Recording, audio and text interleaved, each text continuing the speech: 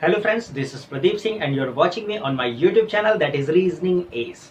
दोस्तों, जैसा कि पिछले वीडियो में हम लोगों ने डिस्कशन किया था अल्फा न्यूमेरिक के फर्स्ट पार्ट पे, और आज हम बात करेंगे उसी को कंटिन्यू करते हुए इसी टॉपिक के यानी अल्फा न्यूमेरिक सीरीज के सेकंड पार्ट पे। और जैसा कि मैंने बता रखा है आपको पहले ही वीडियो में कि ये दोनों पार्ट आप पहले अच्छे से देख लीजिएगा, क्योंकि इन दोनों पार्ट्स को अगर हम मिला दे तो यहाँ से 5 से 7 क्वेश्चन आपके एग्जाम में कंफर्म पूछे जाते हैं बैंकिंग के प्री एग्जाम में। नॉट ओनली बैंक, ये रेलवे और एसएससी में भी पूछे जाते हैं। तो एक एक क्वेश्चन को बहुत ध्यान से देखिएगा, और जो लोग पहला टाइप नहीं देखे हैं, पहला पार्ट नहीं देखे, उनसे मैं ये जरूर कहूंगा कि वो पहला पार्ट भी जरूर देखें, क्योंकि उसमें हमने कुछ टाइप पे डिस्कशन किया है और आज हम उसके आगे कुछ टाइप पे भी डिस्कशन करेंगे। तो बिल्कुल हमेशा की तरह मैं बारी बारी क्या करूंगा, आपके सामने क्वेश्चन लेते आऊंगा जिसमें एक कंडीशन होगा और उसी कंडीशन से रिलेटेड करता हुआ 5 क्वेश्चन होगा आपको। तो आप चाहे तो वीडियो को पॉज कर लीजिएगा, वहां से स्क्रीनशॉट ले लीजिएगा ताकि क्वेश्चन आपके सामने। ठीक है, तो चलिए स्टार्ट करते हैं अपना टॉपिक को। और पहला क्वेश्चन आपकी स्क्रीन पे ये रहा।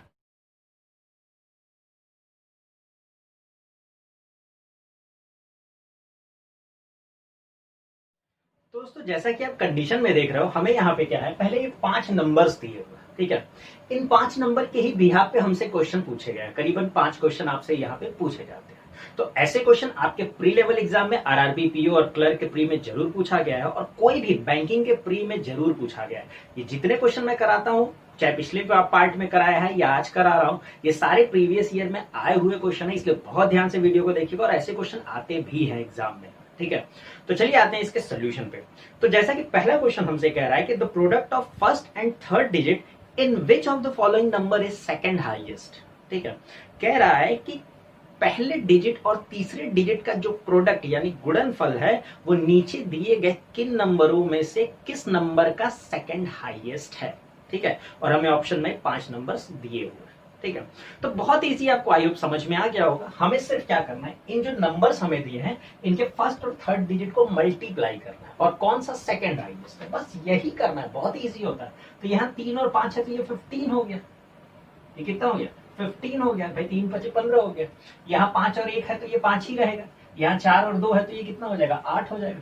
यहाँ 7 और 6 है तो इनका प्रोडक्ट यानी गुणनफल कितना हो जाएगा, 42 हो जाएगा। यहाँ 3 और 8 है तो ये कितना हो जाएगा, 24 हो जाएगा। और हमें सेकंड हाईएस्ट बताना है। देखिए, सबसे बड़ा 42 है और इससे छोटा क्या है, 24, यानी सेकंड हाईएस्ट वाला जो गुणनफल है वो क्या है, 24।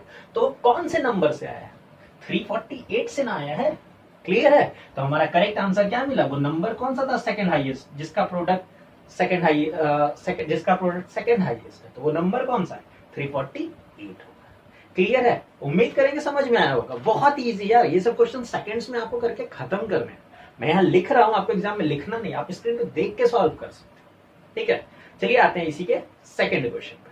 तो दूसरे क्वेश्चन में हमसे ये कह रहा है कि if first and third digit of all the given numbers are interchange, यदि सभी दिए हुए नंबर्स के पहले और तीसरे डिजिट को आपस में क्या कर दे, इंटरचेंज यानी अदला बदली कर दे, पलट दे, तो बोल रहा है which of the following will become the second lowest number। तो उसके इंटरचेंज के बाद कौन सा नंबर सेकंड लोवेस्ट यानी दूसरा सबसे छोटा नंबर बनेगा। तो एक बात क्लियर है भाई। ठीक है, हम जब इंटरचेंज करने का मतलब हमसे कह रहा है फर्स्ट और थर्ड डिजिट, यानी इसको और इसको इंटरचेंज करना है, तो ये कितना हो जाएगा, 543 होगा ना। फिर इसमें भी इंटरचेंज करेंगे, कितना होगा, 125 होगा। हमको सिर्फ पहला और तीसरा इंटरचेंज करना है, ये ध्यान रखिएगा। इसको इंटरचेंज करेंगे तो 254 होगा। क्लियर होगा ना। देखिए, बहुत लोग क्या करते हैं, सबको इंटरचेंज करते हैं और उसके बाद चेक करते हैं। ठीक है, आप एग्जाम में सब बिल्कुल मत कीजिए। मैं आपको तरीका, ट्रिक्स बता रहा हूँ, बस उसको समझिए। नहीं करना है हमको, सबको चेंज नहीं करना, हमको पेन ही नहीं उठाना। एक बात बस दिमाग में रखिएगा, जब भी हम इंटरचेंज करेंगे तो ये तीसरा वाला ही ना पहले नंबर पे आएगा। ठीक है, तो क्यों ना हम थर्ड वाले में ही देख ले कि कौन सा दूसरा सबसे छोटा नंबर है। ठीक है, वही मेरा आंसर हो जाएगा। जैसे सबसे छोटा नंबर क्या है, 1 है, तो ऑब्वियस सी बात है ये सबसे छोटा नंबर हो जाएगा। ठीक है, इससे जस्ट बड़ा वाला क्या है, 2 है, तो इसका मतलब क्या हो जाएगा, यही ना सेकंड लोवेस्ट नंबर होगा कि नहीं होगा। तो बस हमें मिल गया, मेरा करेक्ट आंसर क्या हो जाएगा, 552, यानी ये वो नंबर था जिसमें पहले और थर्ड डिजिट को हम इंटरचेंज कर दे तो ये सेकंड लोवेस्ट बन जाएगा। आई होप बात आपको समझ में आई होगी। क्लियर है यहां तक। ठीक है, चलिए आते हैं अपने नेक्स्ट क्वेश्चन पे। तो इस क्वेश्चन में हमसे कह रहा है कि if all the digits of the given number are arranged in ascending order within the numbers, कह रहा है कि जितने नंबर्स हमें यहाँ गिवन है इनके डिजिट को असेंडिंग ऑर्डर में सेट करना है। जैसे ये 345, तो देखिए ऑलरेडी असेंडिंग ऑर्डर में है 345, ये 521 है तो इसको भी असेंडिंग ऑर्डर में ऐड करेंगे तो 125 125 होगा ना, 125। हर नंबर को असेंडिंग, उसके डिजिट को असेंडिंग ऑर्डर में सेट करना है, ध्यान रखिएगा, ठीक है। उसके बाद हमसे क्वेश्चन में ये कह रहा है what will be the sum of second and third digit of the second highest number.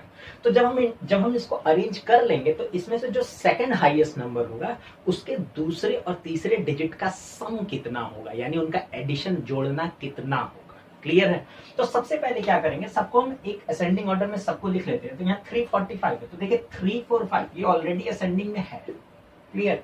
यहाँ पे 521 है तो इसको जब असेंडिंग ऑर्डर में बढ़ते क्रम में लिखेंगे, असेंडिंग मतलब बढ़ते क्रम में लिखेंगे, तो ये हो जाएगा 125 125 होगा। 452 है तो इसको असेंडिंग ऑर्डर में लिखेंगे 245 होगा। इसको असेंडिंग ऑर्डर में 267 हो जाएगा। इसको ये देखिए ये भी ऑलरेडी असेंडिंग ऑर्डर में मौजूद है। ठीक है, तो हमें खोजना है यहाँ पे सेकंड हाईएस्ट नंबर कौन सा है। तो देखिए सबसे बड़ा ये है, ठीक है, और इससे जस्ट छोटे में तो यही नंबर है ना, तो यही नंबर सेकंड हाईएस्ट होगा। क्लियर है? तो बस हमें मिल गया सेकंड हाईएस्ट नंबर ये है, और इसी के दूसरे और तीसरे डिजिट को जोड़ना है, यानी हमको 4 और 5 को जोड़ देंगे। तो 4 और 5 को जोड़ेंगे तो कितना मिल जाएगा, 9 मिल जाएगा। तो यही मेरा करेक्ट आंसर होगा। क्लियर है? तो हम उम्मीद करेंगे आपको ये सोल्यूशन बहुत अच्छे से समझ में आया होगा। कंडीशन कितना इजी है बस ये देखिए, प्रैक्टिस थोड़ा भी करेंगे ना बड़े अच्छे से क्वेश्चन बना लेंगे। ठीक है, चलिए आते हैं अपने नेक्स्ट क्वेश्चन पे। तो अगले क्वेश्चन में हमसे ये कह रहा है कि if 1 is added to the second digit of every number and 1 is subtracted from the first digit of every number, कह रहा है कि ये जितने नंबर दिए गए हैं सबके सेकंड डिजिट में एक आपको ऐड करना है और सबके फर्स्ट डिजिट में आपको एक माइनस सब्सट्रैक्ट करना है, माइनस करना है। फिर हमें कह रहा है in how many numbers thus formed will a digit appears twice। तो ऐसे कितने नंबर होंगे जिनमें कोई एक ही डिजिट दो बार होगा। ठीक है, कोई भी डिजिट ऐसे कितने नंबर्स होंगे जिनमें कोई भी डिजिट दो बार होगा। क्लियर है? तो हमें करना क्या है, कंडीशन को उसमें समझिएगा। कंडीशन में क्या करना है, दूसरे डिजिट में एक ऐड करना है और पहले डिजिट में एक माइनस करना है। ठीक है, यानी फर्स्ट से एक घटा देंगे, दूसरे में एक ऐड कर देंगे। ये प्रोसेस सब में करना है, तो बहुत ईजी है। पहले से एक घटाना है तो ये 3 का 2 हो जाएगा, और दूसरे में एक जोड़ना है तो ये 5 हो जाएगा, और ऑलरेडी यहाँ पे एक 5 मौजूद है। तो देखिए यहाँ पे 5 दो बार आ गया ना। ठीक है, हमें ऐसे ही नंबर खोजना है जिसमें कोई भी एक डिजिट दो बार हो। तो हमें एक ये मिल गया। क्लियर है? यहाँ पे भी समझिएगा, पहले डिजिट से एक माइनस करना है तो ये हो जाएगा 4, दूसरे में एक जोड़ देना है तो ये हो जाएगा 3, और ये 1 का 1 ही होगा। तो बताइए इसमें तो कोई ऐसा चीज मिला नहीं है, ये कैंसिल हो गया। इसमें समझिएगा पहले में से एक घटाएंगे तो 4 में से एक माइनस हो जाएगा 3, सेकंड डिजिट में एक जोड़ना था तो ये हो जाएगा 5 का 6, और थर्ड डिजिट में कुछ नहीं करना है। तो देखिए इसमें भी कोई डिजिट दो बार नहीं है तो ये भी कैंसिल आउट हो गया। इसके बाद आते हैं फर्स्ट में, देखिए हमें क्या मिल गया, 6 मिल गया। 2 में जब हम एक ऐड करेंगे तो ये क्या मिल जाएगा, ये मिल जाएगा हमें यहाँ पे 3, और ऑलरेडी 6 है। देखिए यहाँ पे 6 दो बार आ गया हमारा। ठीक है, इसमें 6 यहाँ भी और यहाँ भी है, तो हमें एक और ये आंसर मिल गया है। उसके बाद यहाँ बात करें, देखिए 3 में से एक माइनस करेंगे तो यहाँ हमें मिल जाएगा 2, और 4 में एक प्लस करेंगे तो हमें क्या मिल जाएगा 5, और 8 तो ऐसे ही रहेगा, यानी यहाँ पे भी हमें कोई भी नहीं मिला है। तो हमने देखा ऐसे कितने नंबर मिले जिनमें सेम डिजिट दो बार हो। तो देखिए एक ये वाला नंबर है, एक ये वाला नंबर है, यानी ऐसे हमें नंबर कितने मिले हैं, 2 नंबर, यानी 2 नंबर्स ऐसे हैं यहाँ पे। तो देखिए एक बात समझिएगा, अल्फा न्यूमेरिक सीरीज में आपको पेन नहीं उठाना, ये सब करने के लिए पेन नहीं उठाना। ठीक है, आंखें तेज होनी चाहिए और कंसंट्रेशन परफेक्ट होना चाहिए। आप कंडीशन बस देख के बना लोगे, वो प्रैक्टिस करना है। हम पिछले वीडियो में भी हम आपको बताए थे प्रैक्टिस कैसे करना है। क्वेश्चन सामने रख के यहीं सॉल्व करने की कोशिश करो, बिना पेन उठाए कोशिश करो यहीं खत्म करने के। शुरू में जितना टाइम लगे दो, धीरे धीरे कई क्वेश्चन प्रैक्टिस करने के बाद टाइम रिड्यूस होगा ही होगा, ये गारंटी है। ठीक है, बस प्रैक्टिस करना और कुछ। ठीक है, चलिए आते हैं अपने नेक्स्ट क्वेश्चन पे, इसी कंडीशन उसको भी देखते हैं। तो देखिए अगले क्वेश्चन में हमसे कह रहा है कि in how many number the average of first and third digit is more than the second digit. ठीक है, क्वेश्चन ये कह रहा है कि यहाँ पे जो नंबर्स हमें दिए हुए हैं उनमें कितने ऐसे नंबर हैं जिनमें पहले और तीसरे डिजिट का जो एवरेज होगा वो सेकंड डिजिट से ज्यादा होगा, मोर देन होगा। क्लियर है, सेकंड डिजिट से ज्यादा होगा। ठीक है, तो ध्यान समझिएगा, सोल्यूशन बहुत इजी, आई होप क्वेश्चन भी समझ में आ गया होगा। तो पहले और तीसरे का एवरेज, अब 3 और 5, भाई एवरेज का फॉर्मूला क्या होता है? एवरेज कहता है कि सम ऑफ नंबर्स अपॉन नंबर्स। ठीक है, एवरेज आप लोगों ने पढ़ा होगा, नहीं भी पढ़ा होगा तो समझ लीजिएगा, यानी जितने, जैसे 2 डिजिट का अगर एवरेज निकालना है तो दोनों डिजिट को जोड़ देंगे, डिवाइड बाई 2 कर देंगे, क्योंकि वो 2 डिजिट है। ठीक है, some of the numbers upon number. ठीक है, तो यही होता है एवरेज का कॉन्सेप्ट। तो अब समझिएगा, पहले और तीसरे डिजिट यानी 3 और 5 का एवरेज कितना होगा? 5 3 8 और 8 का आधा कितना होगा? 4 होगा। और यहाँ सेकंड डिजिट भी देखिए 4 ही है, हमें खोजना है सेकंड डिजिट से ज्यादा। ये तो बराबर हो गया ना, तो ये वाला नहीं हो। क्लियर है, यहाँ देखिए 5 1 6, इनमें देखिए 5 और 1 6, 6 का आधा कितना हो जाएगा? 3 हो जाएगा। और सेकंड डिजिट क्या है यहाँ पे? 2 है, तो देखिए ये मिल गया ना, ज्यादा मिल गया ना, एक हमें मिल गया कि इसका एवरेज मिडिल से ज्यादा है। हमें ऐसे ही नंबर खोजना। यहाँ देखिए 4 2 कितने हो गए? 6, 6 का आधा कितना होगा? 3 होगा। अब देखिए ये जो एवरेज है ये मिडिल से कम हो गया, तो ये हमें नहीं चाहिए। ठीक है, हमें मिडिल बताना है कि किसमें जो एवरेज है वो मिडिल से ज्यादा होना चाहिए। ध्यान रखिएगा, यहाँ देखिए जैसे 7 और 6 13, 13 का आधा 13 का आधा कितना हो जाएगा? 6.5 6.5 होगा, 6.5, यानी मिडिल से देखिए ये भी ज्यादा हो गया, एक और मिल गया हमें। ठीक है, यहाँ देखिए 3 और 8, 8 3 कितना हो गया? 11 हो गया। और 11 का आधा कितना हो जाएगा? 5.5, यानी 5.5। तो देखिए ये भी तो मिडिल से ज्यादा हो गया। तो हमें ऐसे कितने नंबर मिले जिनका फर्स्ट और थर्ड डिजिट का जो एवरेज है वो सेकंड डिजिट से ज्यादा है? तो ऐसे हमें 1 2 और 3 मिल। क्लियर है, तो हम उम्मीद करेंगे आपको ये समझ में आएगा। इसका करेक्ट आंसर हमें क्या मिल गया? 3, यानी जिस ऑप्शन में 3 लिखा होगा वही ऑप्शन आपका करेक्ट आंसर। क्लियर, तो देखिए यही काम बस आपको करना है। ठीक है, पूरा फुल कंसंट्रेशन बनाए रखिएगा। क्वेश्चन बहुत इजी होते हैं अल्फा न्यूमेरिक सीरीज के। चलिए आते हैं अपने एक और नए कंडीशन पे और उसके क्वेश्चन को भी देखते हैं। ठीक है, कैसे सॉल्व करना है उसको भी समझते हैं। तो अगला क्वेश्चन विद कंडीशन आपके स्क्रीन पे ये रहा।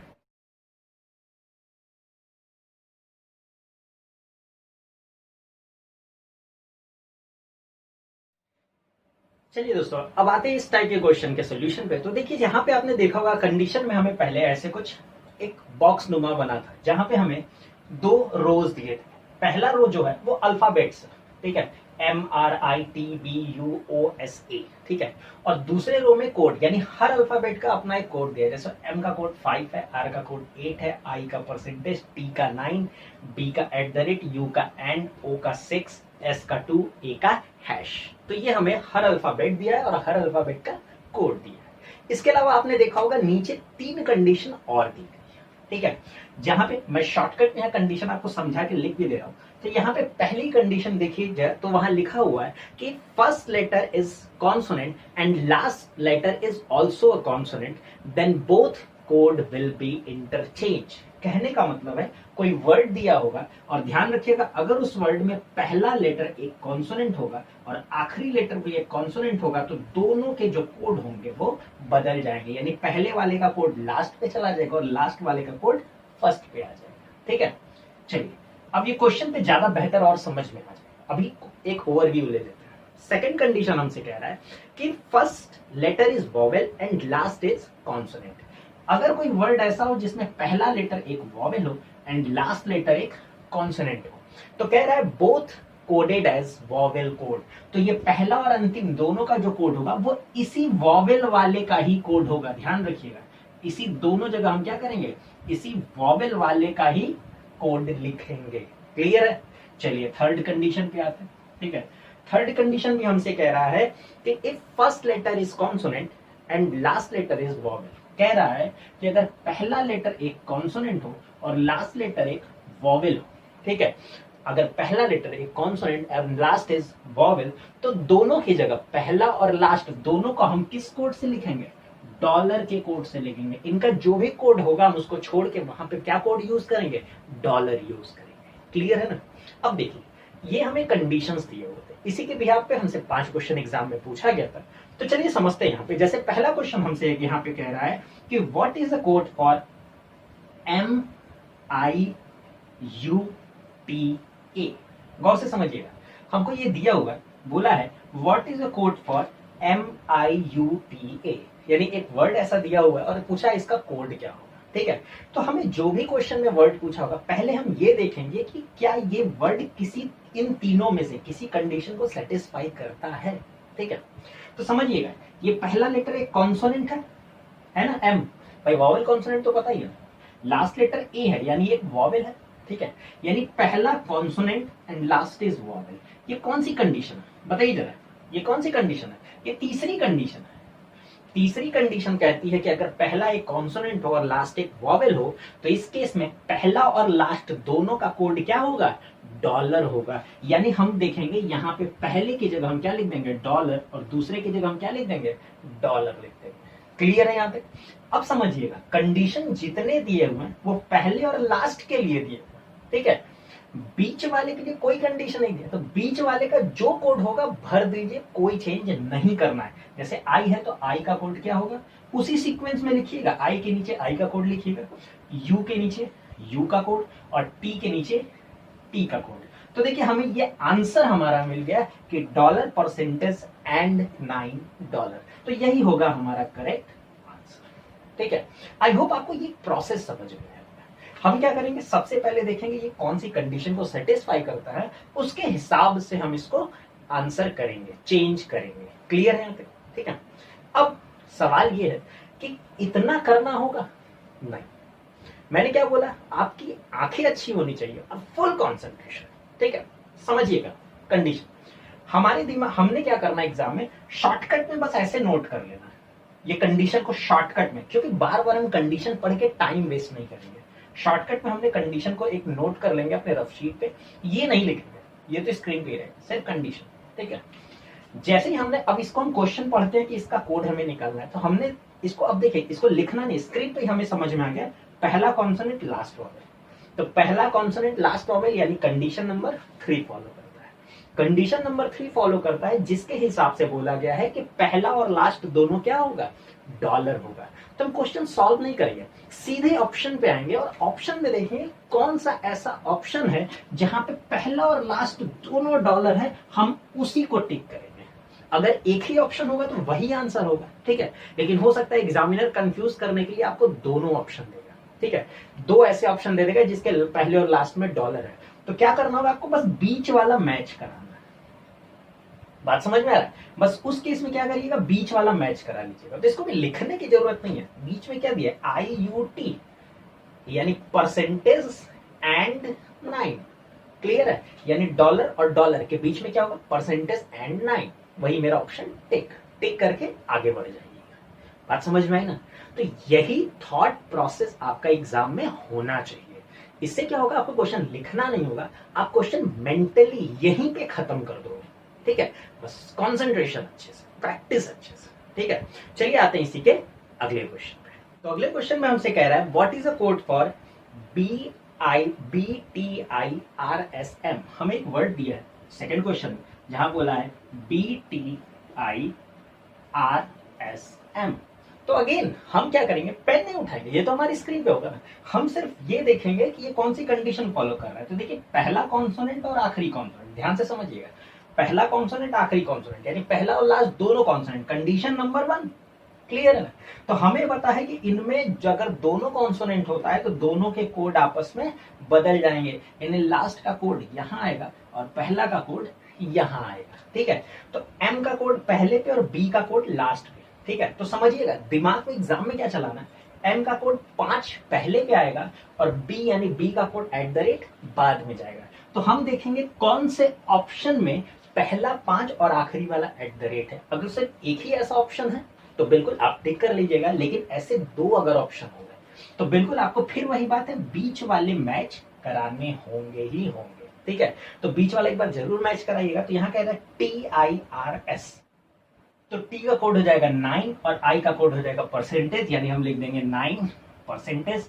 फिर दिया है RS, R का कोड हो जाएगा 8 और S का कोड हो जाएगा 2, तो मिल गया 8 2। तो दोस्तों हमारा आंसर मिल गया है 59% 82 @ तो यही होगा हमारा करेक्ट आंसर। तो आई होप आपको ये तरीका समझ में आएगा कि हमें कैसे इसको एग्जाम में अप्लाई करना है। ठीक है, चलिए आते हैं नेक्स्ट क्वेश्चन पे, इसी कंडीशन पे, उसको भी देखते हैं। इसमें हमसे कह रहा है कि what is a code for ARMBUO, यानी इस बार हमें जो क्वेश्चन का कोड निकालना है वो हमें दिया है ARMBUO। अब चलिए अगेन सॉल्व करने से पहले ये चेक करना है कि ये कौन सी कंडीशन को फॉलो कर रहा है। तो देखिए यहाँ पहला लेटर जो है ये एक वॉवेल है और लास्ट लेटर भी क्या है, एक वॉवेल है।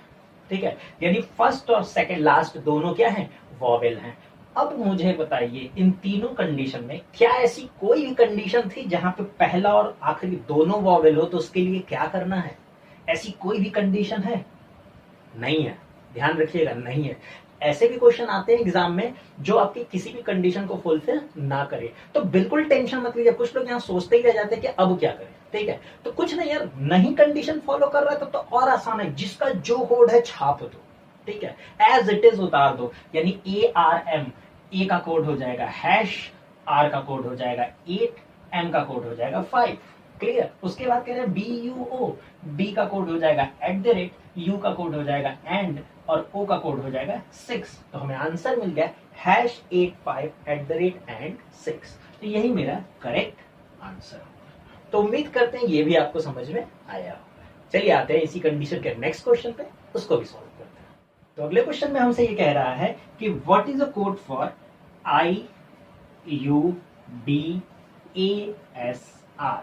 ठीक है, हमें ये वर्ड दिया हुआ है, बोला इसका कोड क्या होगा। तो अगेन कंडीशन देखते हैं। तो पहला जो लेटर है ये क्या है, एक वॉवेल है, और लास्ट लेटर जो है क्या है, वो एक कॉन्सोनेंट है, यानी पहला वॉवेल और लास्ट कॉन्सोनेंट है। तो कंडीशन देखते हैं, पहला वॉवेल लास्ट कॉन्सोनेंट, यानी कंडीशन नंबर 2 फुलफिल कर रहा है ना, पहला वॉवेल लास्ट कॉन्सोनेंट। और यहाँ पे हमसे कह रहा है कि अगर पहला वॉवेल हो और लास्ट कॉन्सोनेंट हो, तो पहला और लास्ट दोनों का जो कोड होगा वो इस वॉवेल वाले का कोड होगा कि नहीं होगा। तो यहाँ पे वॉवेल वाला क्या है, आई है। ठीक है, तो आई का कोड क्या है, परसेंटेज। इसका मतलब है कि इस वॉवेल का जो कोड है, यानी आई का जो कोड है परसेंटेज, वो पहले पे भी होगा और लास्ट पे भी होगा। तो हम बिल्कुल ये ध्यान रखेंगे एग्जाम में कि कौन से ऑप्शन में परसेंटेज दोनों जगह है, पहले और लास्ट में। अगर सिर्फ एक जगह है तो वही आंसर है, टिक करके आगे बढ़ जाइएगा। लेकिन अगर ऐसे 2 ऑप्शन होंगे तो ये बार बार ये भूलिएगा नहीं, आपको बीच वाला मैच एक बार कराना ही कराना है। ठीक है, तो बीच वाले को मैच कराइएगा UBAS। ठीक है, तो यू हो जाएगा आपका एंड, बी का कोड है @ ए का कोड है आपका हैश, और एस का कोड है 2। यानी हमें आंसर मिल चुका है। यहाँ पे हमारा आंसर मिला परसेंटेज एंड @2%। क्लियर है, तो यही हो गया मेरा आंसर। तो देखिए दोस्तों, यहाँ पे भी इस टाइप में भी क्या था, हमें ये कंडीशन दिया हुआ था और इसी से रिलेटेड हमें 4 क्वेश्चन 5 क्वेश्चन जो भी होगा एग्जाम में ऐसे ही पूछा जाएगा। ठीक है, तो इसका सोल्यूशन का तरीका बिल्कुल ऐसा होगा। ठीक है, तो दोस्तों अब समझिएगा यहाँ पे कि हम लोगों ने अल्फा न्यूमेरिक का फर्स्ट पार्ट में कुछ टाइप देखा कंडीशन वाले।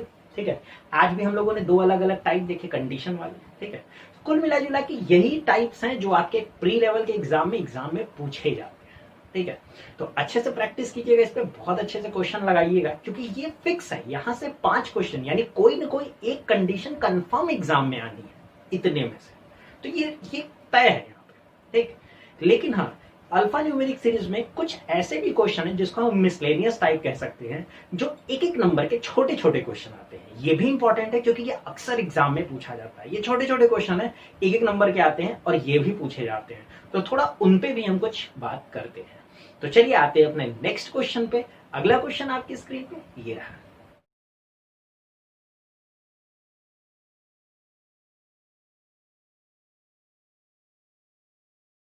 दोस्तों जो क्वेश्चन आपने अभी स्क्रीन पे देखा, ये क्वेश्चन बहुत इंपॉर्टेंट है, क्योंकि ये एक ही क्वेश्चन एक ही नंबर का, लेकिन ये बहुत बार एग्जाम में आया हुआ है। ठीक है, तो क्वेश्चन में जैसे यहाँ लिखा हुआ है, if the word in the word creative how many pairs of letters are there, each of which has as many difference between them as in English alphabet।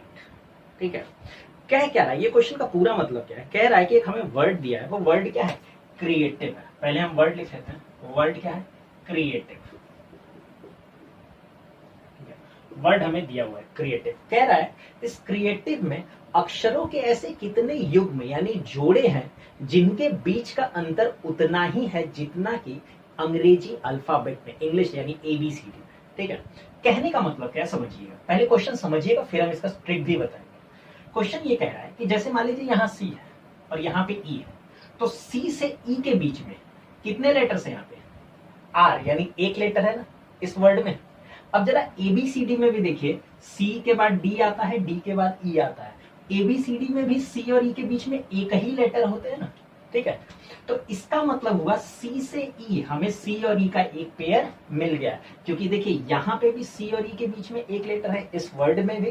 ठीक है, और इंग्लिश अल्फाबेट में भी C और E के बीच में एक letter है, तो मिल गया ना कि जितने डिफरेंस यहाँ पे हैं उतने ही डिफरेंस यहाँ पे भी इंग्लिश अल्फाबेटिकल में भी होने चाहिए।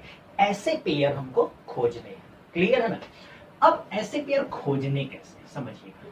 ठीक है, इसके दो तरीके हैं। ठीक है, ध्यान समझिएगा। एक तो तरीका ये है, आपको करना क्या होगा, यहाँ पे आपको सिर्फ ABCD पढ़ना है। ABCD सबको आता है, बस वही पढ़ना है। जैसे यहाँ C है तो हम जो लेटर लिखा है वहीं से स्टार्ट कीजिएगा। जैसे यहाँ C है तो C से पढ़ेंगे CDE। ठीक है, ऐसे ही पढ़ते जाएंगे CDEFGHIJ, यानी पूरा अंत तक पढ़ेंगे जहां तक। ठीक है, तो चलिए समझते हैं। यहाँ क्या है C, तो हम C से शुरू करेंगे CDE। अब समझिएगा, हम यहाँ बोले भी E हैं और यहाँ लिखा भी है E। ठीक है, याद रखिएगा जो आप बोल रहे हो और वही लिखा उसी पोजीशन पे मिल जाए तो जहां से आपने स्टार्ट किया है यहां से यहां तक एक पेयर हो जाएगा। ठीक है, जैसे CDE हम जो बोले E लिखा भी है यहाँ E, तो C और E एक पेयर हो गया। अब C से अगर E एक पेयर मिल गया तो इसका मतलब ये नहीं कि अब C से आगे कोई नहीं मिलेगा, काउंट जिसको भी उठाइएगा पूरा कीजिएगा। ठीक है, तो CDEFGHIJ आगे नहीं मिला। अब सेकेंड लेटर पे RSTUVWX, इससे कोई नहीं मिला। इस पे आएंगे EFGHIJ, नहीं मिला। अब इस पे आएंगे ABCDE, देखिए एक और मिल गया ABCDE, एक और मिल गया तो A से E, एक और मिल गया यहाँ पे। ठीक है, फिर उस पे आएंगे TUV, एक और मिल गया, देखिए TUV, यहाँ से हमें एक और मिल गया T से भी, क्लियर है। अब आते हैं I पे, तो IJK नहीं मिला, फिर VX नहीं मिला। ठीक है, VW नहीं मिला। अब एक चीज और, जब भी याद रखिएगा ऐसे क्वेश्चन सॉल्व कीजिएगा तो एक बार इधर से चलिएगा, लेकिन एक बार रिवर्स यानी इधर से भी आना है। भाई हम घर से बाहर तो निकले हैं लेकिन हमें घर वापस भी तो आना। ठीक है, याद रखिएगा हमें इधर से भी काउंट करना है और इधर से भी काउंट करना है, इस बात को ध्यान में रखिएगा। तो इस बार क्या है, यहाँ E है तो E से चलेंगे EFGHIJKL, नहीं मैच किया। अब इसकी बारी VWXYZ।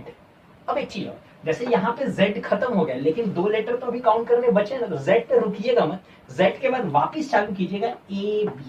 बात समझ में आया, Z के बाद वापस चालू कीजिएगा AB। क्लियर, नहीं हुआ, चलिए आगे बढ़ते हैं। IJKLMN नहीं मिला। T की बारी TUVWX नहीं मिला। ABCD ये भी नहीं हुआ। फिर E की बारी EFG ये भी नहीं हुआ। RS ये भी नहीं हुआ। हमें मिले कितने, 1 2 3, टोटल कितनी पेयरिंग मिली, 3 पेयर। ठीक, समझिए क्वेश्चन है इजी, सिर्फ आपको ABCD काउंट करना है। ठीक है, तो एक तो ये तरीका है जहां पे हम ABCD काउंट करेंगे। आई होप ये तरीका आपको समझ में आया होगा। लेकिन बात ये है कि हम यार हर लेटर पे ABCD काउंट करेंगे, एक बार इधर से एक बार, भाई करना तो हमें यही है। ठीक है, लेकिन ये थोड़ा सा, अब हम इसमें समय कैसे बचा सकते हैं उसको समझिएगा। मेरे कहने का मतलब है आप क्या कीजिए वो समझिएगा। थोड़ा सा आपको एक चीज समझना होगा, आपको सारे अल्फाबेट के प्लेस वैल्यू अगर पता है तो आप समय बचा सकते हो। कैसे समझिएगा, C की प्लेस वैल्यू कितनी है 3, R की कितनी है 18, E का कितना है 5, A का 1, T का 20, I का 9 और B का 22, E का 5। ठीक है, इससे क्या होगा, देखिए एक चीज समझिएगा, हम ABCD से ज्यादा जल्दी कहीं ना कहीं काउंटिंग यानी गिनती पढ़ सकते हैं। चाहे 1 2 3 4 अपने लैंग्वेज में समझिएगा, चाहे 1 2 3 4 की बात करें, चाहे 1 2 3 4 की बात करें, गिनती में हम ज्यादा जल्दी ज्यादा कंफर्टेबल। ठीक है, तो अब हमें वही करना है। ठीक है, जैसे यहाँ 3 है तो 3 से चलेंगे, 3 4 5, ठीक है। तो देखिए 5 हम बोल भी रहे और यहाँ लिखा भी है, तो 3 से 5 एक मिल गया ना। तो 3 4 5 6 7 8 9 10 आगे नहीं मिला, क्लियर है। 18 है तो 18 से स्टार्ट करेंगे, 18 19 20 21 22 23 24 नहीं मिला। 5 6 7 8 9 10 नहीं मिला। 1 2 3 4 5, देखिए एक और मिल गया, 1 से 5 एक और मिल गया। 20 21 22 23, देखिए 20 21 22 एक और मिल गया ना, ठीक है। बात समझ में आ रही है।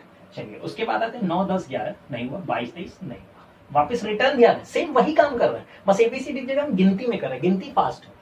5 6 7 8 9 10 11 12 नहीं मिला। 22 23 24 25 26 27 28 नहीं हुआ। 9 10 11 12 13 14 ये भी नहीं हुआ। 20 21 22 23 24 नहीं हुआ। 1 2 3 4 ये भी नहीं हुआ। 5 6 7 ये भी नहीं हुआ। 18 19 ये भी नहीं हुआ। तो कितने मिले? 1 2 3 पेयर कितने मिले? 3 पेयर, ठीक है। तो आप चाहे तो एबीसीडी के भी थ्रू कर सकते हैं, आप चाहे तो ये गिनती से भी कर सकते हैं। हाँ, मेरा कहना ये कि आप इसको फोकस करिए, क्योंकि हम काउंटिंग जल्दी जल्दी पढ़ पाते हैं, ठीक है। तो चलिए जैसे एक और एग्जांपल लेते हैं, उसको भी समझते हैं, ठीक है। हम इसको मिटा देते हैं, एक और एग्जांपल लेते हैं और उस पर भी देखते हैं क्या होता है। जैसे मान लीजिए अगला हम एक वर्ड ले लें यहाँ पे, रीजनिंग, ठीक है।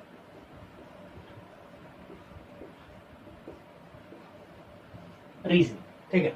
अब समझिएगा, या तो आप अल्फाबेटिकल पे ही करिए कि RSTU ऐसे जाए, ठीक है।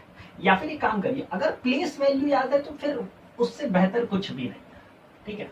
समझिएगा, मैं सबकी पहले प्लेस वैल्यू यहाँ मेंशन कर देता हूँ। O15 N14 I9 N14 G7, ठीक है। मैं अगर यहाँ पे सबकी प्लेस वैल्यू अगर लिख दूं, यानी यहाँ पे अब सबकी प्लेस वैल्यू लिखने के बाद आपको बिल्कुल वही काम करना है। देखिए ध्यान से, 18 19 20 21 22 23 24 25 26 नहीं मिला। 5 से स्टार्ट करेंगे, 5 6 7 8 9 10 11 12 नहीं मिला। 1 से स्टार्ट करेंगे, 1 2 3 4 5 6 7, देखिए मिल गया ना। 1 से देखिए 7 मिल गया, 1 2 3 4 5 6 7, क्लियर, 1 मिल गया। 19, अब देखिए फायदा क्या है, 19 है, 19 के ऊपर का कोई भी डिजिट दिख रहा है, नंबर दिख रहा है? नहीं दिख रहा है, 19 को काउंट ही नहीं करना था, छोड़ देना है। 15 है, 15 के ऊपर का कोई भी नंबर है? नहीं है, छोड़ देना है। 14 है, 14 के ऊपर का कोई भी नंबर है? नहीं है, छोड़ देना है। 9 के ऊपर का कोई भी नंबर है? छोड़ देना है, नहीं है। 14 के बाद का कोई नंबर इधर है? नहीं है, छोड़ देना है। देखिए समझिएगा, हमने 19 देखा, जब इसको गिनने की बारी है तो 19 के बाद 20 21 22 23 24 आप गिन भी सकते थे, लेकिन समय कैसे बचाना है। 19 के बाद में इधर क्या 19 से बड़ा कोई नंबर है? नहीं है, तो इसका मतलब कोई चांस ही नहीं इसके मिलने का, ठीक है। तो इसको काउंट करने की जरूरत नहीं थी। सेम 15 के साथ भी, सेम इस वाले 14 के साथ भी, सेम इस 9 के भी साथ है, सेम इसके साथ भी। तो इतना हमें काउंट ही नहीं करना, ये पूरा समय मेरे पास बच गया, ठीक है। छोटी छोटी चीजें ध्यान समझिएगा। रिटर्निंग में भी देख लेते हैं, 7 8 9, देखिए एक पेयर ये मिल गया, ठीक है। 10 11 12 13 14 15 नहीं मिला। 14 15 16 17 18 19 20 21 नहीं हुआ। 9 10 11 12 13 14 15 नहीं हुआ। 14 15, देखिए एक मिला ना, 14 15 एक ये मिल गया, ठीक है। 16 17 18 19 नहीं मिला। 15 16 17 18 19 नहीं मिला। 19 20 21 22 नहीं मिला। 1 2 3 5 6 नहीं मिला। टोटल कितने मिले? अगेन 1 2 3, फिर आंसर क्या मिला? 3 मिला, ठीक है। तो कैसे करना है समझिएगा, ज्यादा बेहतर है कि आप प्लेस वैल्यू याद, देखिए प्लेस वैल्यू तो याद करनी ही करनी है, ठीक है। तो प्लेस वैल्यू याद होगा तो ये बहुत इजीली आप बना लोगे। आई होप ये ट्रिक समझ में आया होगा, ये तरीका समझ में आया होगा। तो आप क्या कीजिएगा, अपने से कोई भी वर्ड ले लीजिए, अपना नाम ले लीजिए, अपने घर के रिलेटिव्स मेंबर्स का नाम ले लीजिए, अपने शहर का नाम लिख लीजिए और उसका बनाना चालू करिए। कम से कम 10 वर्ड को बना लीजिए लगातार, एकदम आराम से तरीका बैठ जाएगा दिमाग में कि करना क्या है, ठीक है। बहुत अच्छे से प्रैक्टिस कीजिएगा, ठीक। चलिए आते हैं अपने नेक्स्ट अगले क्वेश्चन पे और उसका भी सोल्यूशन देखते हैं।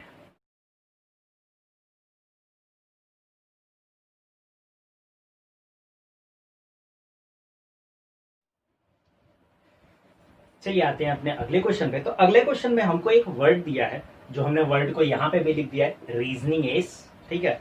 बोल रहा है इन the word reasoning is make a meaningful word by using second, fourth, 8th, 11th and 12th letters, ठीक है। और ब्रैकेट में ये भी लिखा है ईच लेटर यूज्ड वंस, कह रहा है कि एक वर्ड हमें दिया है रीजनिंग एस, ठीक है। इस रीजनिंग एस के वर्ड से हमें कुछ लेटर्स पिक करने हैं। कौन कौन से पिक करने हैं? दूसरा यानी ई, फिर चौथा यानी एस, फिर आठवां, चौथा ये तो 5 6 7 8, आठवां है एन ये, फिर उसके बाद 11वां, 8वें बाद 9 10 ये हो गया 11वां सी, फिर 12वां ई, ठीक है। हमें बोला है कि इन लेटर से मेक अ मीनिंगफुल वर्ड, ठीक है। और ध्यान रखिएगा हर लेटर को एक ही बार यूज करना है, सारे लेटर को ही यूज करना है, ये ध्यान रखिएगा, इन सारे लेटर को यूज करना। ऐसा कोई वर्ड मत बनाएगा जो सिर्फ इन्हीं 3 सही बन जाए, इससे ना बने, 2 छोड़ दे, नहीं, सारे लेटर को यूज करना, हर लेटर एक ही बार यूज करना है। जैसे ई है तो ई, 2 है तो 2 बार ई होना चाहिए, ठीक है। ऐसा नहीं कि ई कौन 3 बार 4 बार यूज कर ले, नहीं, ऐसा कोई वर्ड नहीं। इतने से हम एक मीनिंगफुल वर्ड, और ध्यान रखिए वर्ड ऐसा होना चाहिए जिसका कोई मतलब नहीं, ठीक है, हम मीनिंगफुल वर्ड बनाएंगे। फिर कह रहा है व्हाट विल, क्वेश्चन पूरा समझिए, कह रहा है what will be the third letter of that word. कह रहा है उस जो वर्ड बनेगा उसका जो तीसरा लेटर होगा वही आपका आंसर होगा, वही बताना है कि वो क्या है, ठीक है। फिर आगे कह रहा है if more than one word will be form, हो सकता है कि जो लेटर्स हम चुने हैं इससे एक से अधिक वर्ड बन जाए, ठीक है। तो उस केस में बोला है then give your answer will be X, तो आपका जो आंसर होगा वो आप एक्स को टिक करोगे, यानी जिस ऑप्शन में एक्स लिखा होगा वही आपका आंसर होगा। फिर कह रहा है if there is no such word, हो सकता है इन लेटर से कोई वर्ड ही ना बने, ठीक है। तो अगर कोई वर्ड ना बने तो लिखा है यहाँ पे then give your answer Y, तो आप उस ऑप्शन को टिक करोगे जहां पे वाई लिखा है। तो देखिए ऐसे कंडीशन वाले भी क्वेश्चन हमसे एग्जाम में पूछे गए, तो ध्यान समझिएगा हमने पहले उन लेटर्स को चूज कर लिया है। यहाँ देखिए यहाँ रीजनिंग तो ठीक है, लेकिन यहाँ ज्यादा ये क्वेश्चन डिपेंड करता है आपकी वोकैबुलरी पे, आपके वोकैब कितने स्ट्रांग है। इसमें रीजनिंग का कोई लॉजिक ही, सच कहे तो इसमें रीजनिंग का लॉजिक ही नहीं, ये पूरा का पूरा वोकैब बेस्ड है। अब आपको दिमाग में रखना है यार इससे कौन सा वर्ड होगा, ठीक है। तो आपने एक वर्ड सुना होगा सीन, यानी दृश्य, सीन, इसी से तो सीनरी बना, ठीक है। तो एक वर्ड की हम बात करें तो हमारा वर्ड क्या बना? सीन बना। अब देखिए ये आपके दिमाग में आना चाहिए, तब आएगा जब आपका वोकैब सेक्शन अच्छा होगा। इन लेटर्स के हिसाब से आपको वोकैब से आपको आइडिया लग जाएगा, हाँ इससे हम सीन यानी दृश्य बन रहा है मीनिंगफुल वर्ड, तो हमको ये, और इसके अलावा क्या कोई और वर्ड बन रहा है? तो नहीं बन रहा है दोस्तों, इसके अलावा कोई वर्ड नहीं बन रहा है, एक ही वर्ड बन रहा है। और बोला गया था अगर एक ही वर्ड बने तो इसका जो तीसरा लेटर होगा यानी ई, यही आपका क्या हो जाएगा? आंसर हो जाएगा। तो आपका करेक्ट आंसर क्या मिल गया? ई मिल गया। क्लियर है? ये क्या करना था इसमें समझ में? ऐसे क्वेश्चन पूछे जाते हैं। देखिए फिर मैं बात कर रहा हूँ, ये क्वेश्चन वोकैब बेस्ड है, आपकी वोकैबुलरी पे ये डिपेंड करेगा ही करेगा। क्लियर है? तो ये भी क्वेश्चन आया था इसलिए मैंने इस क्वेश्चन को भी उठाया। चलिए आते हैं अपने नेक्स्ट क्वेश्चन पे, अगली वेराइटी पे, उसको भी सॉल्व करते हैं।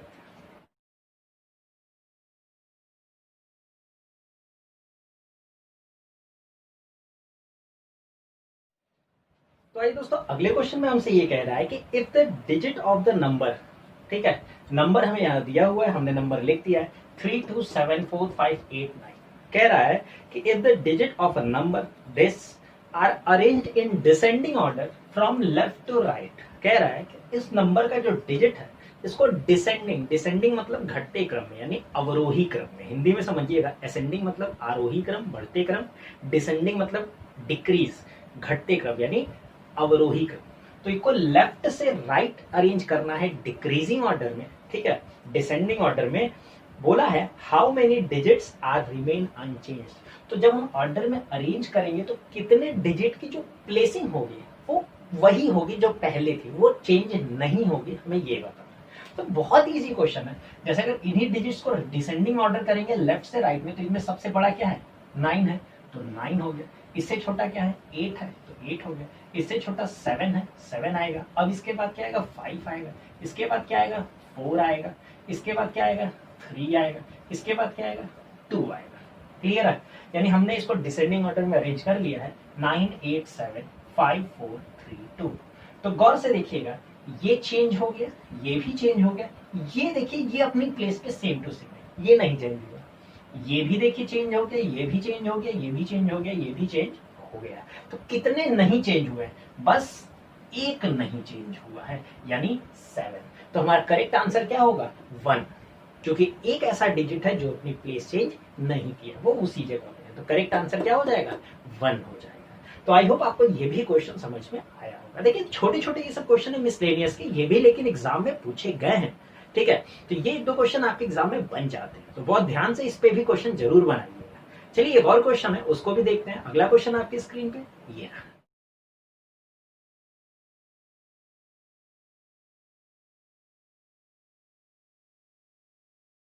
चलिए दोस्तों, तो अगले क्वेश्चन में हमसे कह रहा है if 1 is added to even position numbers and 1 is subtracted from odd positions for the numbers 2, 4, 7, 6, 1, 8, 6, 3। ठीक है, कह रहा है कि हमें एक नंबर्स दिया है, ये नंबर हमने यहाँ लिख रखा है, ठीक है। बोला है कि इनमें जो इवन नंबर वाली पोजीशन है, यानी दूसरी, चौथी, छठवीं, आठवीं, क्लियर है। ये जो इवन नंबर वाले पोजीशन पे जो डिजिट है उनमें एक क्या करना है, उसमें एक सब में एक एक ऐड करना है, ठीक है। और जितने ऑड नंबर वाली पोजीशन है, यानी पहली, तीसरी, पांचवी और सातवीं, जितने ऑड नंबर वाली पोजीशन है उनमें से हमें क्या करना है, एक एक माइनस करना है, ठीक है। इतना करने के बाद हमें बोला गया है कि difference, what is the difference between, यानी आपको डिफरेंस बताना है किसके किसके बीच, उस डिजिट के बीच which is third from the left and second from the right. यानी जब हम इसको चेंज कर लेंगे तो लेफ्ट से जो तीसरा होगा और राइट से जो दूसरा होगा, उन दोनों डिजिट के बीच का डिफरेंस कितना होगा, यही हमें बताना है। तो हम क्वेश्चन आई होप समझ में आ गया होगा। पहले हम बात कर ले सारे इवन नंबर वाली पोजीशन की, यानी ये हो गया, ये हो गया और ये हो गया, दूसरा, चौथा, छठवां और आठवां, ये इवन नंबर वाली पोजीशन है जिसमें एक ऐड करना है। तो 4 का एक ऐड हो गया 5, 6 का क्या हो जाएगा 7, 8 का क्या हो जाएगा 9 और 3 का क्या हो जाएगा 4 हो जाएगा, ठीक है। इसके बाद हम देखते हैं सारे ऑड नंबर वाली पोजीशन इन पहला, तीसरा, पांचवा और सातवां, जिसमें हमें एक एक माइनस करना है। यानी 2 का एक हो जाएगा 1, 7 का हो जाएगा 6 और उसके बाद यहाँ 1 का हो जाएगा 0 और 6 का हो जाएगा 5। क्लियर है, ठीक है। इतना करने के बाद हमसे यही पूछा गया था कि लेफ्ट से जो तीसरा हो, तो 1, 2, 3 ये, ठीक। राइट से जो दूसरा है 1, 2 यानी ये, इनके बीच का डिफरेंस कितना होगा, इनके बीच का डिफरेंस 1 होगा। भाई 6 में से 5 घटाएंगे क्या मिलेगा, 1 मिलेगा। यही मेरा क्या हो गया आंसर। तो क्वेश्चन यही था, बस इतना ही छोटा क्वेश्चन, ठीक है। आई होप ये सोल्यूशन समझ में आया। तो देखिए कि मिसलेनियस टाइप के क्वेश्चन जो पूछे गए हैं वो इसी सब टाइप के क्वेश्चन पूछे गए हैं। ये सब छोटे छोटे क्वेश्चन होते हैं और इजी होते हैं, बन जाते हैं। पूरा अल्फा न्यूमेरिक का कॉन्सेप्ट ही आसान होता है, सिर्फ आपका कंसंट्रेशन अच्छा होना चाहिए, प्रैक्टिस होना चाहिए। आप बहुत कम समय में क्वेश्चन बना लो, ठीक है। चलिए आते हैं अपने नेक्स्ट क्वेश्चन पे। अगला क्वेश्चन आपकी स्क्रीन पे ये रहा।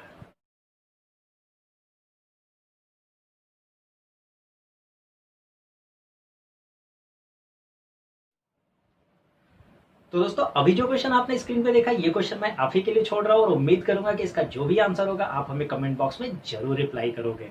और हाँ, ये बहुत इंपॉर्टेंट पार्ट था आज का। हम बात करें तो अल्फा न्यूमेरिक सीरीज का दूसरा पार्ट था, यानी इसके पहले हम लोगों ने जो फर्स्ट पार्ट पे बात किया वो, और आज का ये दूसरा पार्ट, ये दोनों पार्ट के वीडियो को बहुत अच्छे से देखिएगा, क्योंकि अगर ये दोनों पार्ट हम मिला दें तो यहाँ से 5 से 7 क्वेश्चन इन दोनों पार्ट से कंफर्म आपके एग्जाम में आएगा। और जब हमें पता है कि नहीं इतने क्वेश्चन आने ही आने हैं, तो क्यों ना इस पर प्रैक्टिस करें, ठीक है। और ये ऐसा टॉपिक है जहां पे आप चंद मिनटों में ही आप इतने क्वेश्चन आराम से सॉल्व कर लो, ठीक है। तो इन दोनों वीडियोस से रिलेटेड जितने भी क्वेश्चन हैं, मैं आपको एक पीडीएफ अपने टेलीग्राम चैनल पे प्रोवाइड करा दूंगा, जिसका लिंक डिस्क्रिप्शन बॉक्स में नीचे दिया हुआ है। जो नहीं जुड़े हैं वो पहले जाके वहां जुड़ जाएं और प्रैक्टिस अच्छे से करें। तो दोस्तों हम उम्मीद करेंगे कि आज का वीडियो आपको बहुत पसंद आया होगा। तो वीडियो अच्छी लगे तो लाइक जरूर कीजिएगा और शेयर भी खूब कीजिएगा, और जो नए यूजर्स है वो सब्सक्राइब करना बिल्कुल ना भूलिए। तो दोस्तों थैंक यू।